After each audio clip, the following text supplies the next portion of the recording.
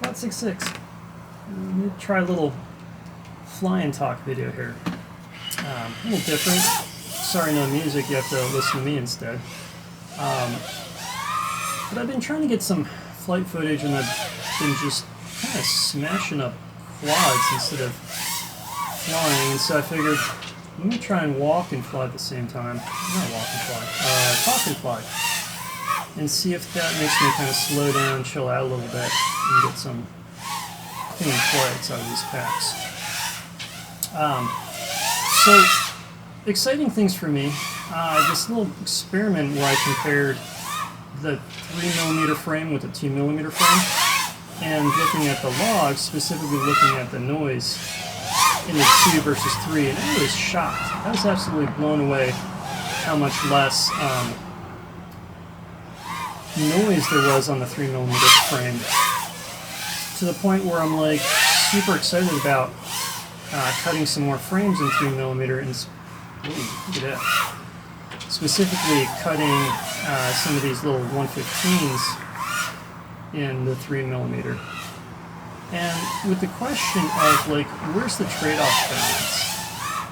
Is the weight more important, or is the filtering? Because if we can drop the filtering, we can really get the latency down, and we can improve our D-term. We can really improve what the D-term does, because we use a ton of D-term in these little quads. And the main thing that inhibits D-term in terms of how well it functions is the latency, because if there's latency, the D-term doesn't quite push when it should, and what you end up with that when you push a little too late is when you can get into a lot of oscillations and issues like that.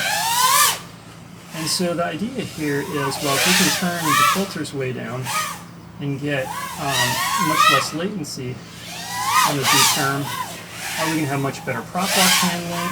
Can we use more D-term without hot motors and get the benefits out of that? And on the flip side, is that going to be enough to compensate for the fact that we're carrying an extra, millimeters worth thickness of carbon? And I don't actually know the answer to that, but I'm excited to try it out. And I'm so excited to the point, I'm excited to the point where I drew up some Gen 4 warpigs, both for the 115 and the 124. And specifically, I drew them up to add lightness.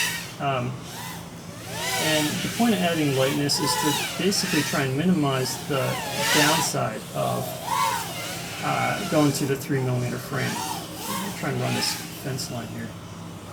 That one always kills me. It's so tight. So, adding lightness, kind of minimizing everything I possibly could in terms of taking out any excess frame material wherever possible, so that when we go to the 3mm, especially on this 115, we sort of minimize the weight penalty of that.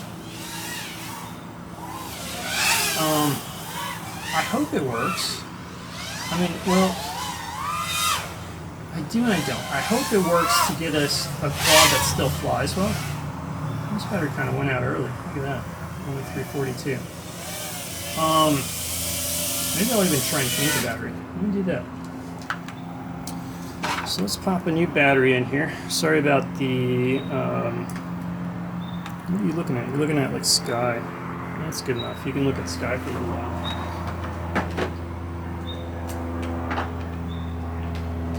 So, what was I saying?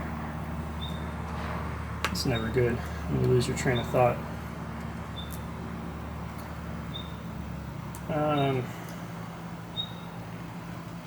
Let's see what we can get out of the second battery here.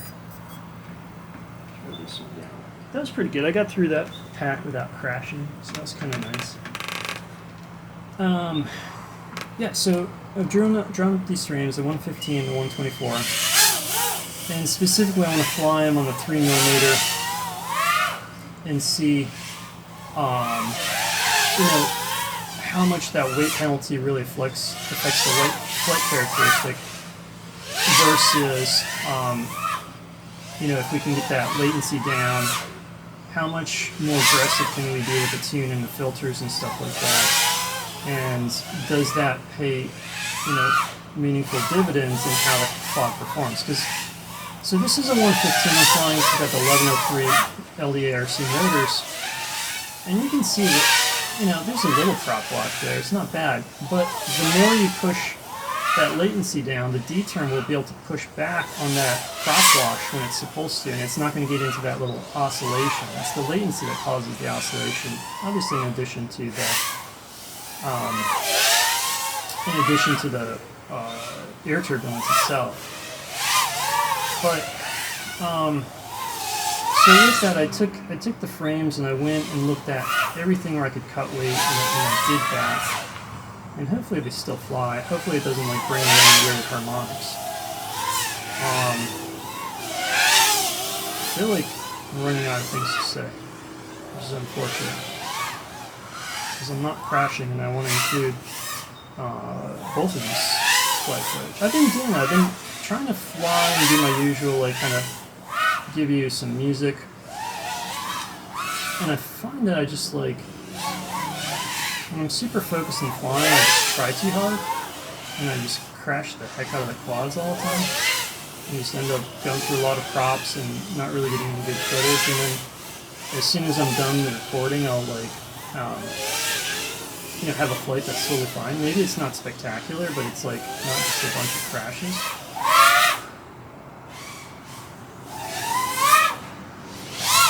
So kind of what I figured here was, I'll slow myself down, and now it's working, I guess. Other stuff. So other stuff that's interesting is GMB has got these yellow cells in 380 and a 2S. I just saw a newbie drone got some up, so I'm going to order a couple of those. See how the weight is compared to 300. So what I'm flying here is this, the 115 Warpig, the 1103 LDARC motors on 8000 3D, and with the 300 MAH pink cells from GMB 2S. Props here are the T65s. I've been going back to these T65s. These motors, they just have enough, you know, torque to them. They're real notchy, that they handle these props really well. I mean, that's nice and clean, you know, right there. They just feel good, and I feel like the, you know, throttle response is very good. And I feel like on these motors, although I like those jump fans, the tri-blades, I don't need them. And they are a little bit less efficient, where here's, especially if I'm not pushing it too hard, I'm usually getting pretty easily, you know, near 4 minutes on these batteries, whereas the tri-blades seem to come in a little bit lower. And, you know, the grip is still good enough. I can still kind of get in here pretty tight, pretty fast, and have some, you know, fun with that. So I don't need the tri-blade. And these motors can handle this bi-blade, so why not? But the main reason that I went away from the tri-blade was actually because the shafts are so it sits so tight on the shaft on these LDARC motors that I've been spinning the bells off of them. And that's not good. But so I've gone back to, you know, once the bell spins, then you have to use nylon screws.